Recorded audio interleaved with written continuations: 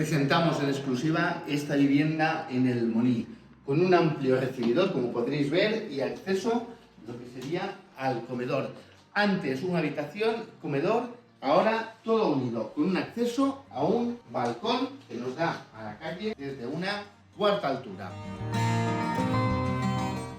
Sígueme. Con una cocina ideal para gourmets, donde tenemos una zona de día y al mismo tiempo un espacio para cocinar, con una galería que nos liberará bastante espacio.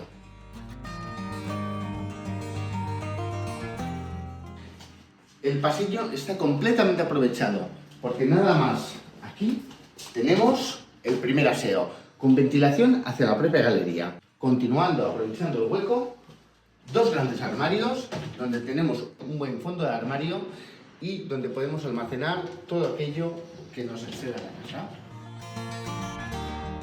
Para continuar, finalmente, la zona de noche, donde nos encontramos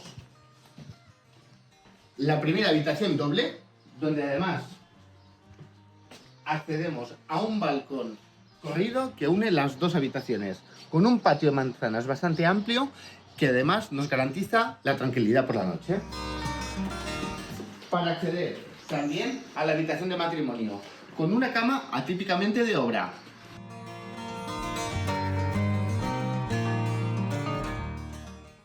Para acabar en la última habitación, también con un tamaño considerable en ese aspecto. Y finalizamos con un amplio cuarto de baño, con todo un espacio para dejar todos aquellos utensilios que necesites, una ducha marcada en el suelo de obra y, como veis, un espacio bastante amplio y ventilado. Si quieres visitarla, ponte en contacto con nosotros.